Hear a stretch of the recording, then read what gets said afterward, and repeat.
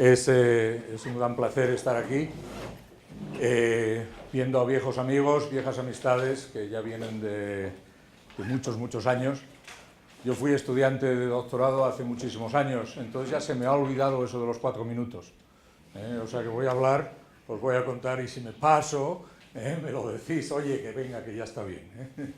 O sea que, pero como decía Emilio, pues tenemos una gran relación con esta casa, con la Escuela de Industriales y la universidad, con el pasado rector Javier Uceda y por supuesto con Manuel Perlado y muchos profesores de aquí de la universidad durante ya décadas. Hemos trabajado durante muchos años juntos en temas de materiales, en temas de fisión, de fusión nuclear, en todo tipo de cosas de eso. Y por eso ahora es un placer estar aquí y realmente un honor poder volver a esta casa, a hablar con vosotros. Lo que os quiero contar un poco es, digamos, lo que es el concepto de Discovery Park, visto desde el punto de vista de cómo está avanzando la tecnología en el mundo, al ritmo tan exponencial al que se está moviendo la tecnología. Discovery Park es un centro dentro de la Universidad de Purdue que vais a ver, según vamos hablando, que es un centro multidisciplinario, es decir, es un centro transversal.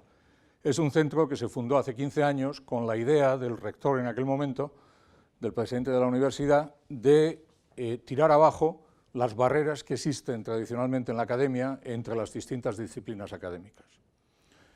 Es un centro donde la gente que trabaja en Discovery Park dentro de la universidad, profesores, estudiantes, postdoctorantes, etcétera, yo lo llamo un coalition of the willing, una coalición de los que quieren. No es un sitio donde los profesores pertenezcan a Discovery Park, pero sí es un sitio donde profesores de toda la universidad, desde las ciencias sociales, las ciencias políticas, las humanidades, la antropología, hasta las ingenierías, la física, la química, las disciplinas de STEM tradicionales, se juntan para atacar problemas de gran alcance social a nivel mundial. Esos tipos de problemas de los que vamos a hablar vienen dados por una serie de megatendencias globales que existen en la sociedad de hoy, en la que vivimos. Vosotros sabéis perfectamente que hoy el mundo va hacia 10.000 millones de personas dentro de 20, 30 años. Seguimos subiendo en población de una forma exponencial y esto va por ahí. Es una tendencia que realmente es muy difícil de echar para atrás. Eso tiene una serie de consecuencias, sobre todo porque además la población en general mundial pues está haciéndose cada vez, la expectativa de vida es cada vez más alta, y hay problemas que surgen a raíz de todo esto que hay que entender bien porque son unos problemas muy difíciles de resolver. No solamente el hecho de que vaya a haber 10.000 millones de personas, sino que además la población global, se espera que el 60% de la población global para el año 2030 viva en una especie de clase media, que quizás no sea el mismo nivel de vida que tengamos en Europa, en Estados Unidos o en otros países desarrollados, pero sí en un nivel de vida mucho más alto del que se concebía hace solamente 50, 60 o 100 años. Entonces, además, una tendencia hacia las megaciudades, etcétera, ¿no?, que tiene una influencia muy fuerte sobre cómo vamos a vivir y cómo vamos a interaccionar como ciudadanos en el mundo.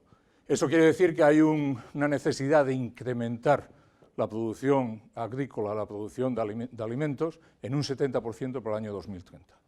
Tener en cuenta que hoy en día tenemos pues, del orden de 1.000 o 1.500 millones de personas en el mundo que todavía no tienen acceso a comer bien todos los días.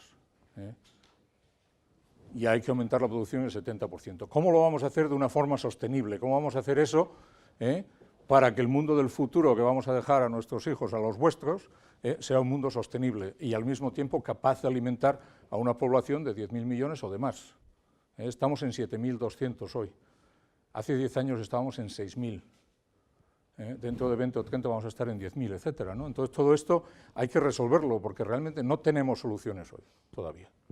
Y, por ejemplo, la energía, de la que se habla mucho en esta universidad, necesitamos del orden del 40 o 50 más de producción energética para abastecer la necesidad que se va a ir creando por el mundo durante estas próximas décadas.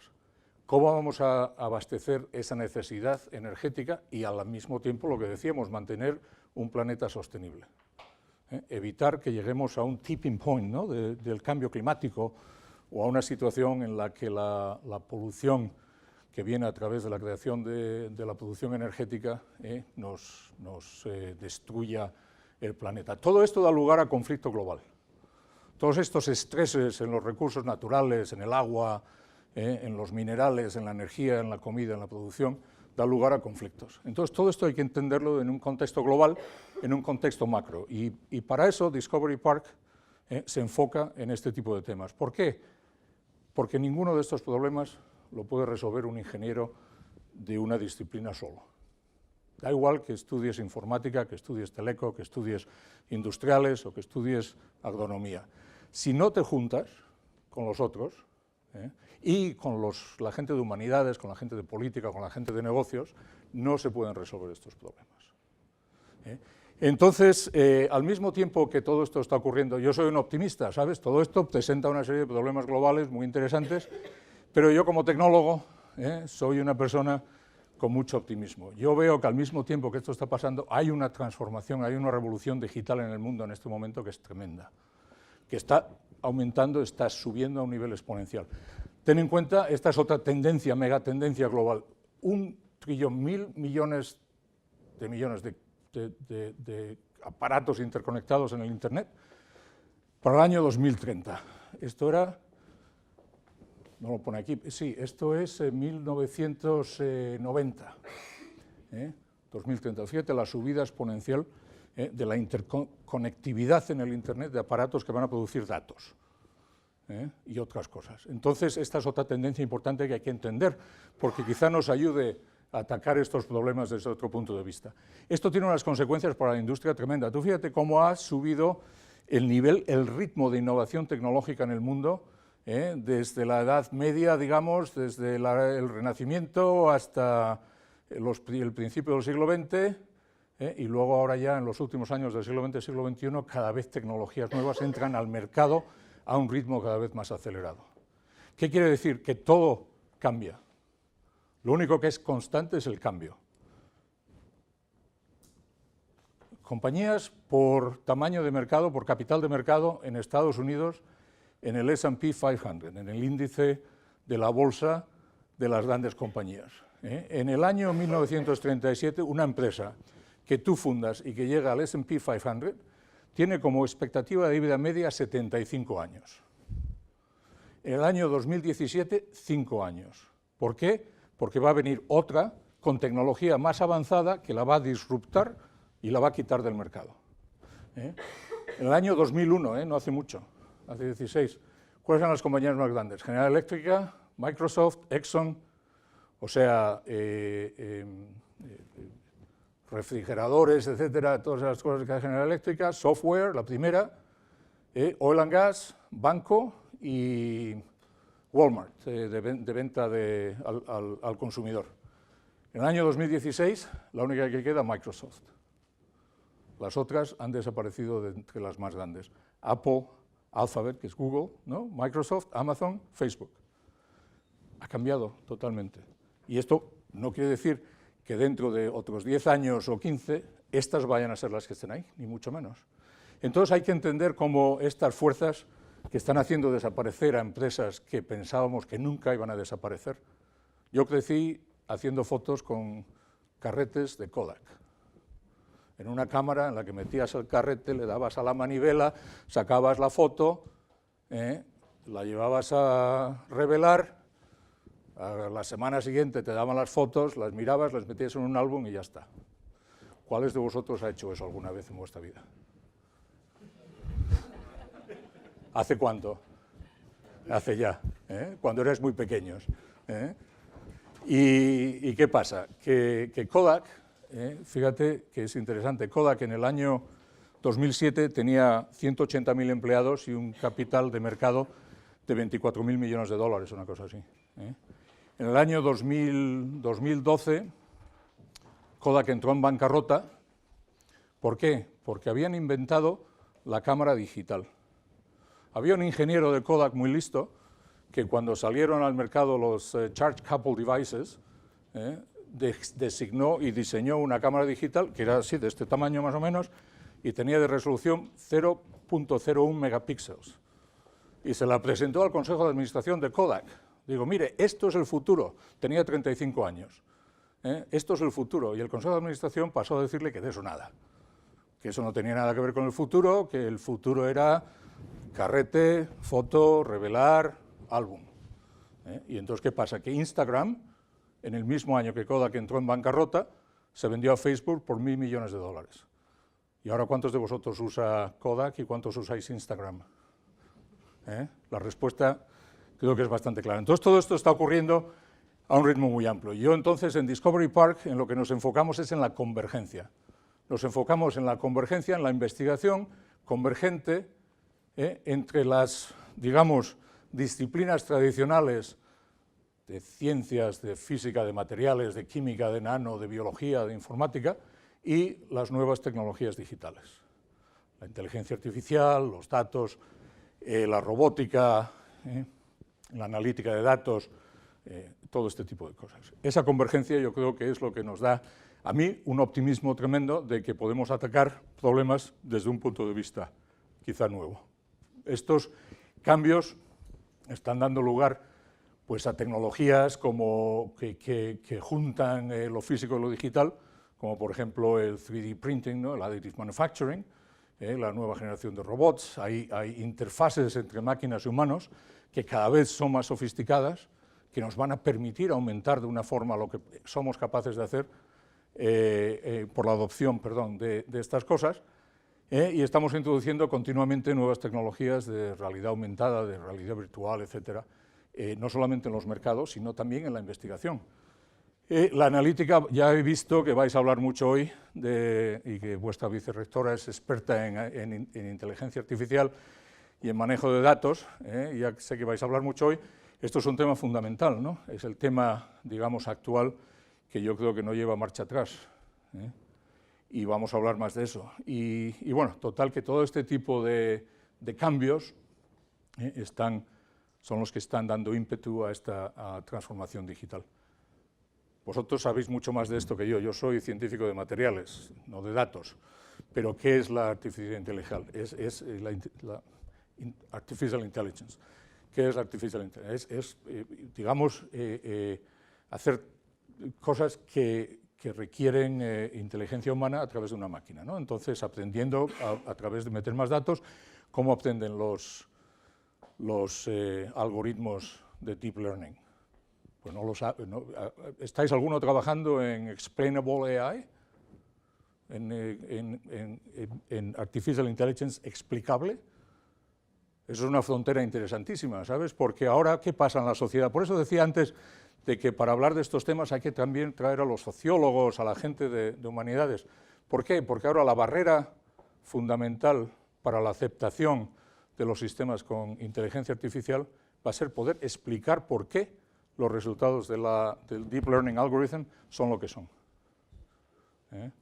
Y eso es una frontera interesantísima desde el punto de vista de la matemática aplicada y de la estadística, etcétera, ¿no? De cómo entender qué es realmente lo que funciona dentro de este algoritmo y por qué salen las soluciones que salen. Esta convergencia está dando lugar a una transformación industrial totalmente y científica fantástica. Por ejemplo, Watson da un diagnóstico apropiado, un diagnóstico correcto para un paciente de leucemia japonés, cuando los doctores llevaban meses sin saber qué es lo que tenía este paciente, por una cosa muy rara, por una enfermedad muy rara, y al meter todos los datos a un Deep Learning Algorithm dentro de Watson, ahí sacaron esto. Son cosas interesantísimas. Por ejemplo, ayer yo contaba que esto fue en Inglaterra hace unos meses, un campo agrícola en el cual se plantó una semilla, se creció una serie de alimentos, se recogieron los alimentos, se llevaron al mercado y no entró ni un agricultor en ese campo en todo el tiempo que se creó ese alimento. Todo digital, a través de robots, sensores y AI algorithms. Eso acaba de empezar. Era un sitio de cultivo muy pequeño, ¿no? Porque era un experimento en una universidad en Inglaterra, pero por ahí va.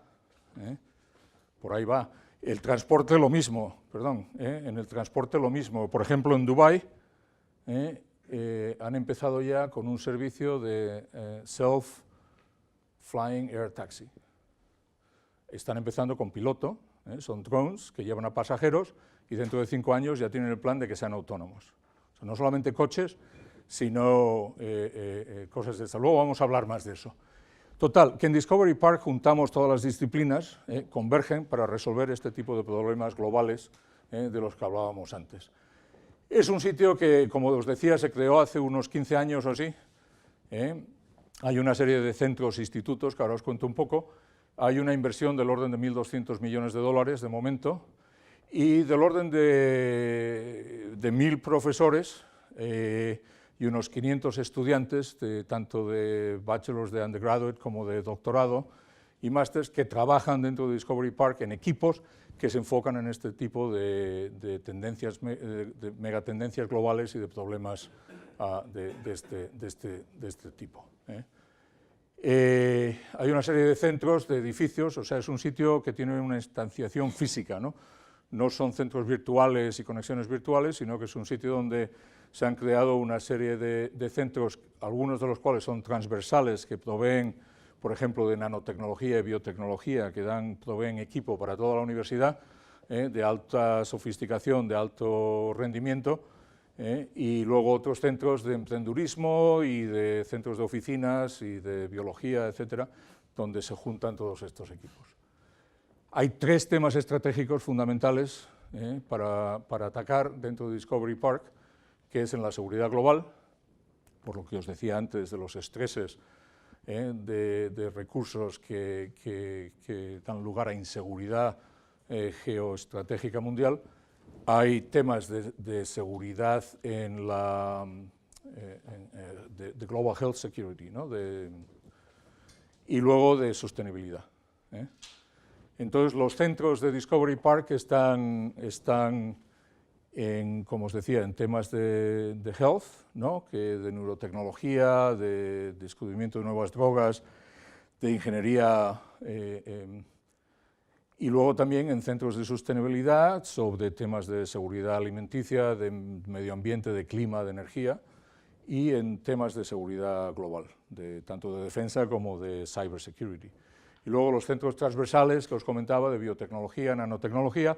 Hay un centro de policy research, por ejemplo, donde se juntan todos los temas que tienen que ver con la regulación, con el Congreso, con los legisladores, que van a pasar leyes sobre cualquier tema que tiene que ver con estas cosas. Entonces ahí se estudia el impacto de la tecnología, de los nuevos avances tecnológicos, sobre cómo influenciar el paso de esas leyes en el Congreso para que pueda haber una introducción de esas tecnologías a la sociedad que sea factible y que sea beneficiosa para la sociedad.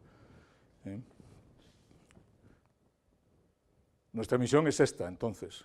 Es un sitio donde el reto y la innovación convergen y donde trabajamos de una forma transversal a través de todas las barreras académicas con policymakers, no solamente con técnicos, con gente científica, sino con policymakers, con líderes de negocios, para crear soluciones que sean mejores para el mundo.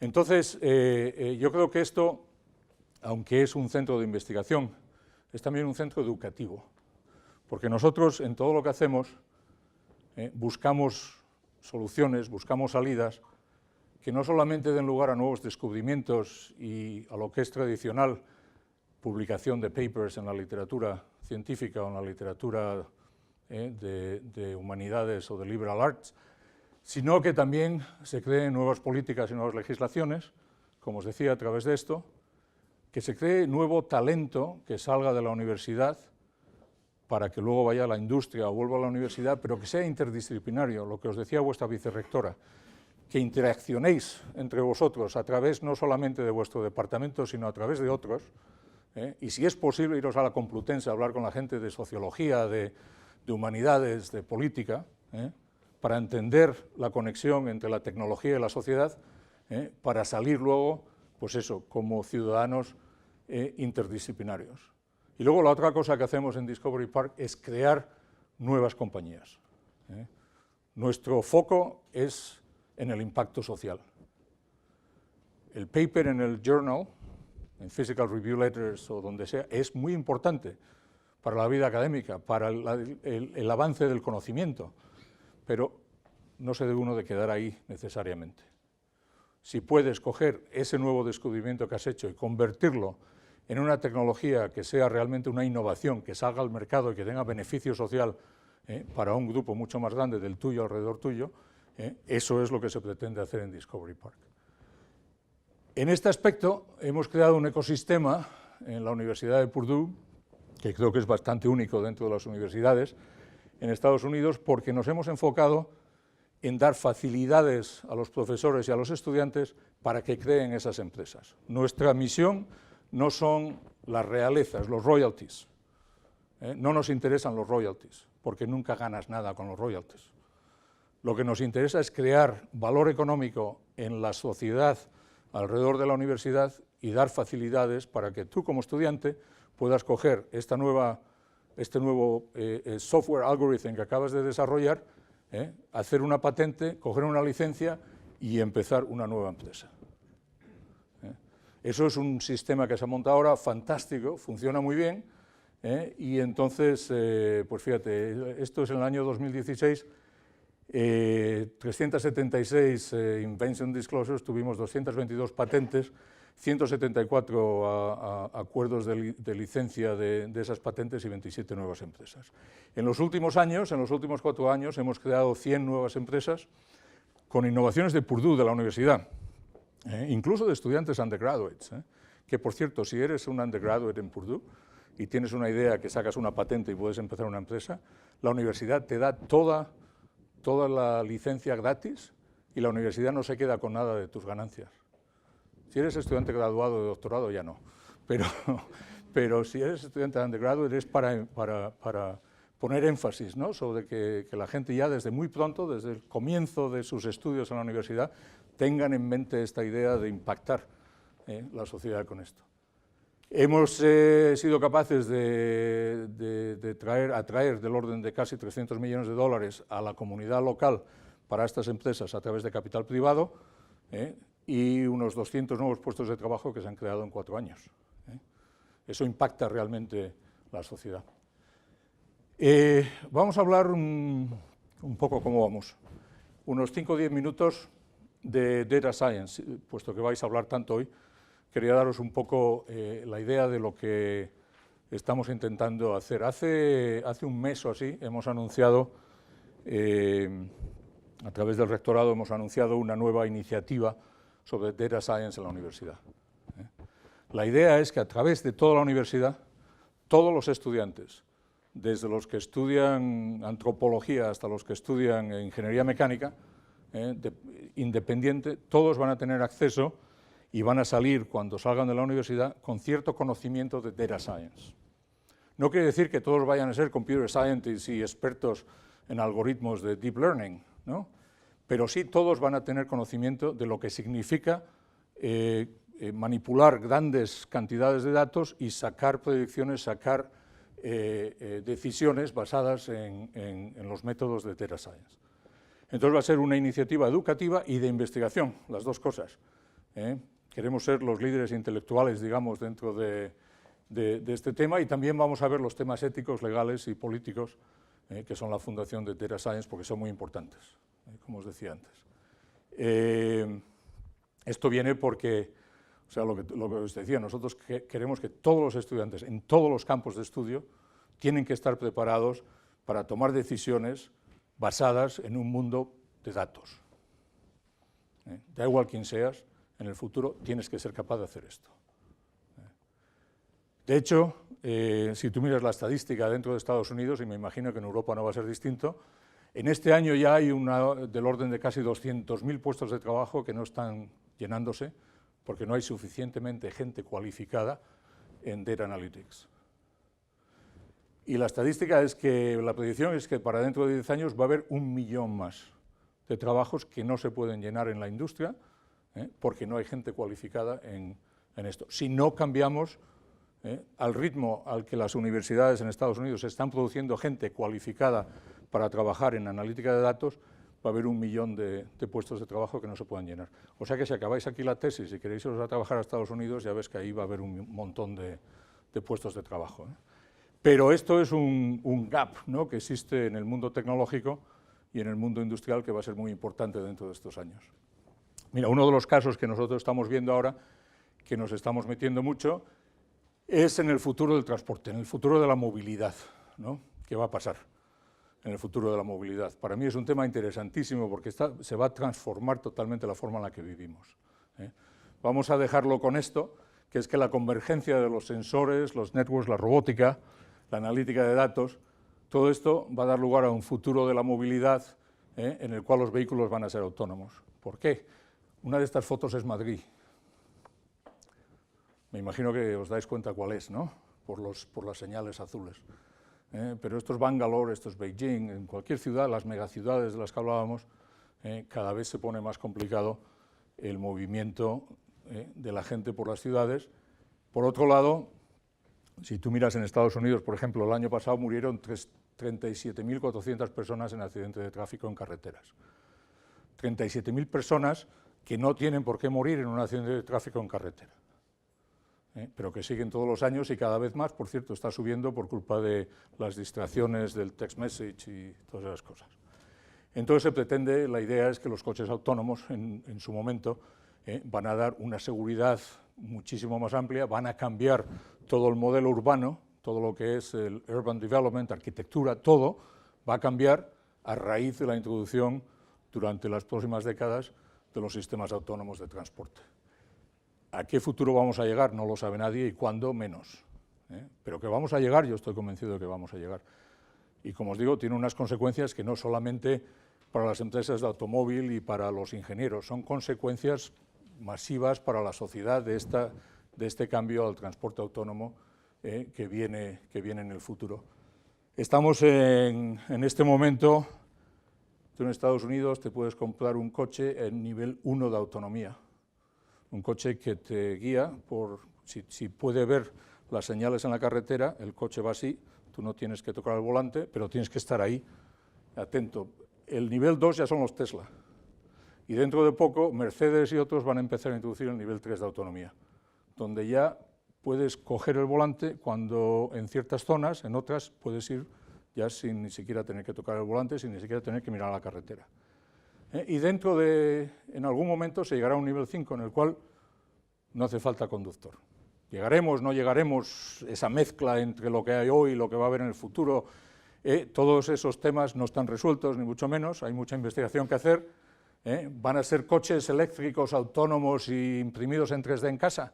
Pues a lo mejor esto es un coche imprimido en 3D, este es otro. Mira, Obama y Biden en el laboratorio de Oak Ridge con un coche deportivo imprimido en 3D. Entonces, por ejemplo, esto es una especie de mini autobús que es autónomo, imprimido en 3D y eléctrico. Y está funcionando en Washington, está funcionando en Michigan, y yo estoy pretendiendo que nos compremos unos cuantos en la universidad para que vayan por ahí, por la universidad, llevando estudiantes de un sitio a otro, ¿no? A ver si lo logramos. Total, que estamos trabajando en esto, en Purdue, no os voy a contar todos los detalles, estamos muy metidos, estamos trayendo, de hecho, en Discovery Park a todo el campus, porque hace falta ciberseguridad, hace falta ingeniería de muchos tipos, hace falta la política, la ética, hace falta la gente de informática, hace falta todo el mundo para trabajar en esto de una forma conjunta, ¿no? Estamos trabajando en platooning de camiones, estamos trabajando en vehículos conectados a la carretera, a las señales de tráfico, en conexiones entre vehículos y la infraestructura, y estamos trabajando en la política y la ética de esto. Porque todo esto de la informática, de la inteligencia artificial, introduce una serie de preguntas éticas, sociales, legales y políticas regulatorias que son muy, muy difíciles de contestar. Entonces estamos haciendo, por ejemplo, hace poco hicimos una reunión en Washington en la cual invitamos a gente de la academia, invitamos a gente de la industria y a políticos de Washington que están haciendo legislación sobre temas de autonomía para tener un diálogo sobre qué es lo que hay que hacer con todo esto. ¿Dónde acaba esto? Vosotros seguramente no os acordáis de los Jetsons, Javier, Manolo y Emilio y tal, sí. Acaba aquí. no se sabe, ¿no? Pero yo creo que es un futuro muy interesante, ¿no? Es un futuro que nos da a mí mucho optimismo de poder resolver problemas globales interesantes. De hecho, hace casi 2 semanas estuvo en Purdue el jefe tecnológico, el Chief Technology Officer de Boeing, de la empresa Boeing de aviones, y lo que nos contó nos dejó a todos, pues no sabíamos en ese momento. El consejero delegado había dicho unos días antes que la transformación a self-flying taxis iba a ser mucho más rápida de la que todo el mundo se esperaba, y que Boeing como empresa iba a meterse 100% en esta transformación, porque decía que los coches por la carretera, que aunque sean autónomos, da igual, esa no es la solución es esta. Y Boeing, como empresa con una capitalización de 100.000 millones de dólares, lo que sea, la segunda empresa más potente de Estados Unidos, o una de las más potentes, se va a meter por aquí. Airbus en Europa igual. Entonces, estos drones para pasajeros autónomos, pues ahí vamos. Interesante. O sea que con esto lo dejo, para un poco abrir el diálogo que luego vais a tener todos, y por supuesto encantado de contestar preguntas que tengáis. Muchas gracias.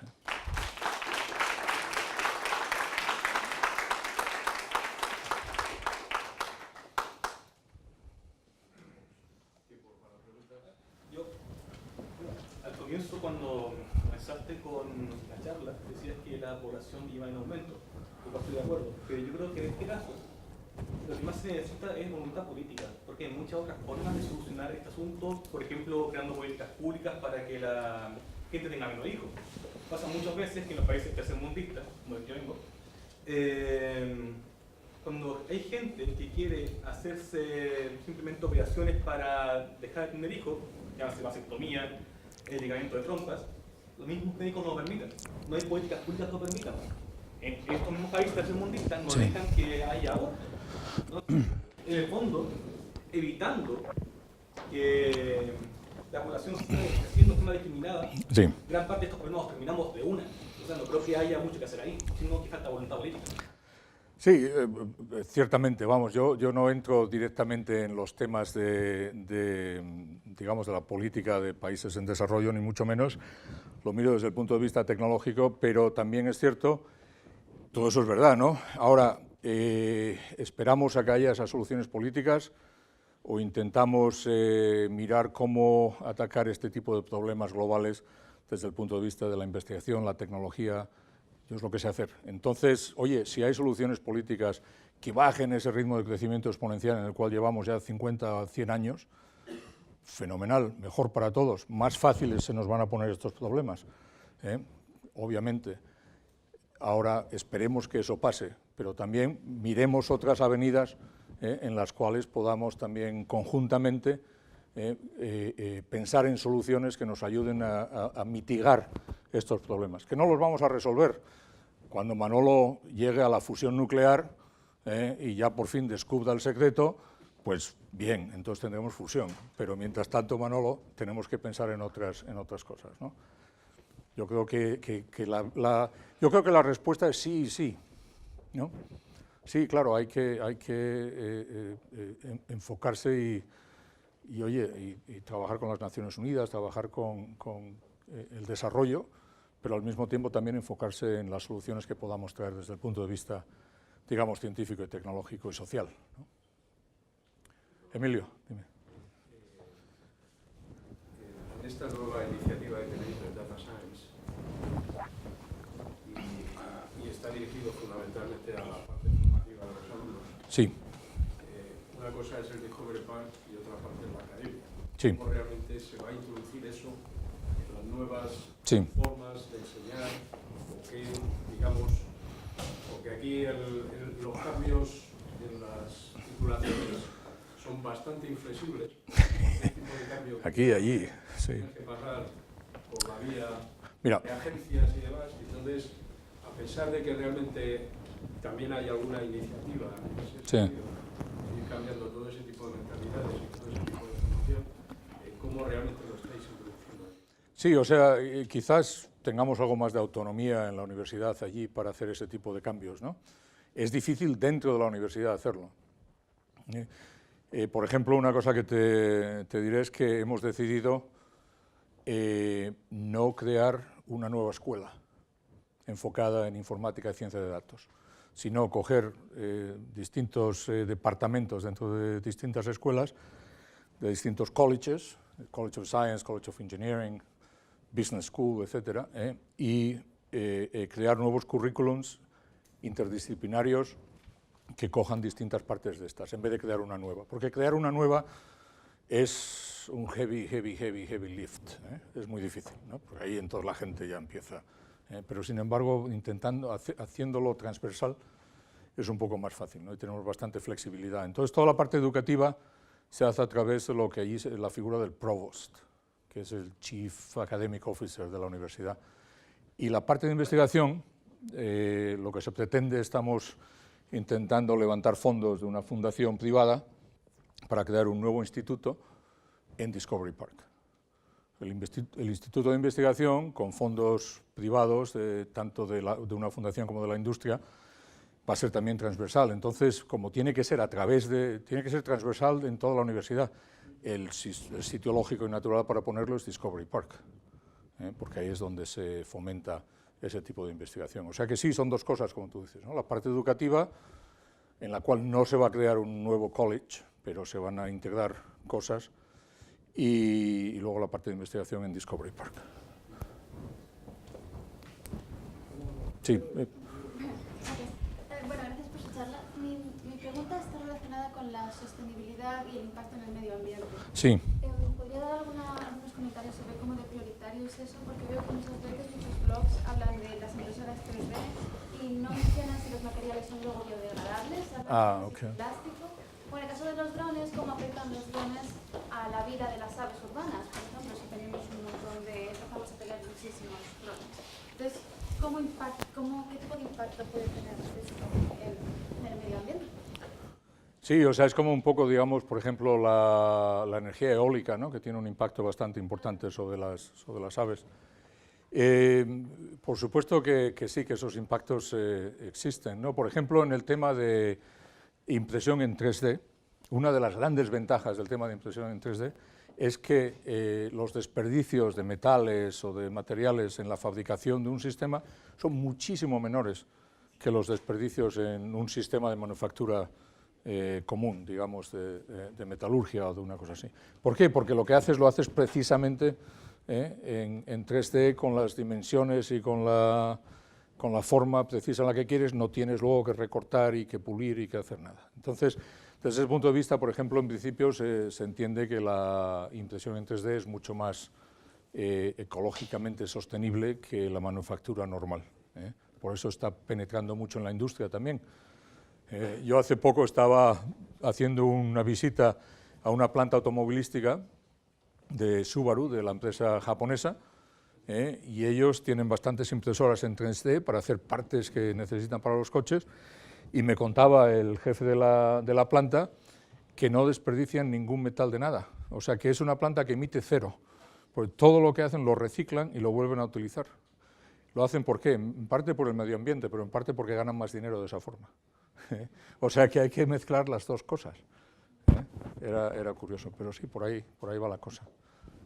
Sí. Es una pregunta un poco técnica sobre Explainable AI. Y en Estados Unidos vemos mucha gente en AI está enfocado en Deep Learning y Machine Learning, ¿no? Sí. En Europa, pero esto también, pero también enfoca en web semántica, ontología, que tiene una representación simbólica que es más fácil de explicar y puede razonar y entiende el razonamiento. Okay. ¿Ves en Estados Unidos en alguna tendencia para juntar dos mundos un poco para llegar a en entremedio para tener una AI más explicable? Más explicable, ¿no? Por ahí es por donde va la cosa. Como decía antes, ahora es, digamos, un poco la frontera, ¿no? El explainable AI. No te sé decir exactamente contestar la pregunta con gran autoridad, pues no soy experto en inteligencia artificial, ¿no? Hay muchos expertos en la universidad que vienen y trabajan en esto, pero desde luego por ahí es por donde va, digamos, la frontera de la investigación. Quizás vuestra vicerrectora lo sepa mejor que lo sé yo, pero creo que por ahí es el tema. Ahora, ¿qué tipo de algoritmos? No te sé decir. Sí, pero hay más tendencia a... Exacto. Para llegar a eso, porque la sociedad te lo exige. Aparte de que intelectualmente pueda ser interesante, la sociedad te lo exige, te lo va a exigir. Dime. Sobre eso, sobre si la legislación, al fin y al cabo, ¿crees que va a ser un bloqueo a este tipo de tecnologías? Porque parece que la tecnología avanza más rápido. Mucho más. Que la legislación Sí. puede regular este tipo de tecnologías. Sí. De hecho, es curioso, porque toda esta tecnología digital, si tú miras en Estados Unidos las empresas, la industria que ha crecido más durante los últimos 10-15 años, Google, Facebook, Microsoft, Netflix, etcétera, Instagram, etcétera, etcétera, etcétera, ¿qué industrias son? Industrias no reguladas. Industrias tecnológicas digitales que nunca se han regulado. Las industrias reguladas fuertemente, la nuclear, la industria energética, la industria de manufactura, que tienen regulaciones muy significativas, no solamente no han crecido, sino que han ido en disminución. Hay una correlación ahí, ¿no? Entonces, como tú bien dices, ¿por qué? Porque la legislación no ha tenido tiempo a coger el ritmo de evolución tecnológica digital que está pasando. Ahora, ¿qué pasa cuando la legislación lo coja? Ahora, por ejemplo, el debate enorme es sobre los coches autónomos. ¿Qué tipo de legislación se va a incluir en distintos estados y a nivel federal para manipular esto de los coches autónomos? Porque fíjate esto, al nivel 4 de autonomía, para tener un coche a nivel 4 de autonomía, una empresa tiene que ser capaz de hacer tests en carreteras sin conductor. Para eso hace falta legislación y no la hay. Y es peor que eso todavía, la legislación del estado de Michigan es distinta que la legislación del estado de Ohio y están los dos uno al lado del otro. Entonces imagínate que tienes un coche en carretera a nivel 3 y cuando cruzas de un estado o de una provincia a otra, te cambia la legislación y de repente eres ilegal y antes lo eras hacía un minuto antes. O sea que todo eso está pasando ahora. Por eso te digo que nosotros nos enfocamos mucho también dentro de Discovery Park con el Instituto de Policy Research en influenciar y en intentar hacer estudios que den recomendaciones a los políticos, a los que toman las decisiones de estas cosas, de cómo introducir la legislación, qué tipo de legislación, dependiendo de cómo va avanzando la tecnología, debe de ser introducida. Por eso es tan importante las conexiones transversales entre todo este tipo de disciplinas académicas. Por ahí va. Complicado, pero bueno. En los equipos multidisciplinares, ¿puedes indicarnos un poco la composición, un poquito más de detalle? Depende del equipo totalmente. O sea, yo por ejemplo, el año pasado hicimos un incentivo, una competición con un incentivo para crear equipos sobre varios temas y lo dejamos totalmente abierto. Pero sí pusimos la condición de que la propuesta, yo siempre digo lo mismo, un ingeniero civil, un ingeniero de industriales y un ingeniero de teleco no es un equipo interdisciplinario, son 3 ingenieros trabajando juntos. Entonces, lo que nosotros forzábamos era que hubiera eso, gente de, lo que siempre digo, ¿no? Gente de otras partes de la universidad que fueran parte de esos equipos. Ahora, ¿quiénes eran? Si era un antropólogo, un psicólogo de consumidor, un sociólogo, un tal o un no sé qué, eso depende del equipo, el que quiera, depende de lo que estén trabajando. Por ejemplo, en un equipo que está trabajando en manufactura digital, Digital Transformation and Manufacturing, les forzamos a que tuvieran un sociólogo también y un psicólogo del consumidor para entender cómo la sociedad va a aceptar, y dentro de las empresas incluso, cómo aceptan el cambio de los sistemas de manufactura tradicionales a los digitales. Pero te digo que la composición depende totalmente de los investigadores, ¿no? No hay una forcing function. La función que fuerza es la de que tiene que ser un equipo interdisciplinario. La formación la composición del equipo depende de los investigadores. Sí. Yo creo que sería interesante en el foro en el que estamos que hicieses un comentario con relación a lo que ayer hablábamos de la significación del doctorado dentro de lo que es vuestro sistema, frente a otras alternativas de aprendizaje. El doctorado dentro del sistema americano y su relación con las empresas. ¿Qué es el doctorado? Nosotros nos enfocamos principalmente la investigación en estudiantes de doctorado, ¿no? También hay estudiantes de máster, por supuesto, pero en general el profesorado prefiere trabajar con profesores de doctorado porque se hace un trabajo mucho más profundo durante 4 o 5 años, ¿no? Entonces, a la industria le interesa tanto la gente que se gradúa ya con el bachelor's degree, que muchísimos salen ya directamente a la industria. No les interesa que salgan con un máster's porque cuando salen de la universidad la industria misma los va a entrenar ellos a lo que ellos quieren que hagan, ¿entiendes? No les hace falta el máster's. Luego el doctorado sí, porque entonces ya es gente con una formación más amplia, con una formación más profunda y con un conocimiento de cómo hacer investigaciones, cómo resolver problemas complejos que llevan mucho tiempo y que requieren sostenimiento del esfuerzo, ¿no? Entonces ya es otro tema de cosas. Pero eso quiere decir que nosotros lo que vemos es esa tendencia a que o bien acabas la carrera y te vas a la industria y ellos ya te meten en sus programas de desarrollo y te meten por donde quieren, o haces un doctorado y ya entras en la industria más en management o con puestos más importantes. Pero el máster se queda un poco ahí a medio camino, no le da a la industria, por lo menos allí, ¿no? Una gran solución que no es lo que buscan realmente. No quiere decir que no lo haya, ni mucho menos, pero hay mucho más énfasis en el bachelor's degree o en el doctorado. Bueno, me preguntó sobre Estados Unidos, yo no estoy hablando de aquí, La industria aquí puede ser muy distinta, o sea, es otro sistema, ¿no? Sí. ¿Cuál es el papel del postdoc en Purdue? Porque han mencionado mucha inteligencia artificial, mucho data science y otras áreas de ingeniería y bueno, hay un montón de postdoc, de estudiantes de doctorado que dentro de poco van a ser postdoc. ¿Puedes contarnos un poco la carrera del postdoc? Yo dejo aquí la tarjeta, me mandáis un correo y os encuentro un postdoc en Purdue en cuanto acabéis. No, el postdoc es una figura importantísima dentro de los equipos de investigación.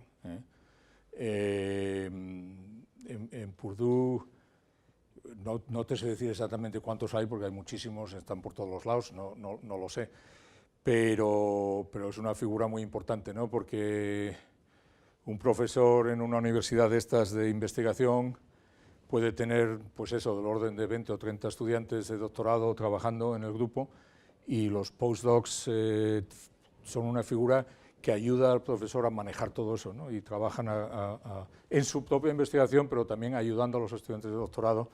Es lo que se propone que el postdoc haga, ¿no? Porque digamos, es una experiencia que gana el postdoc para luego poder ser profesor.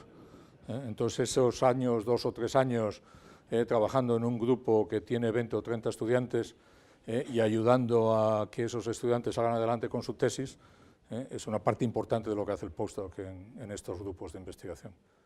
Aparte de, por supuesto, la investigación propia, ¿no? Pero sí, hay mucha oportunidad de postdocs.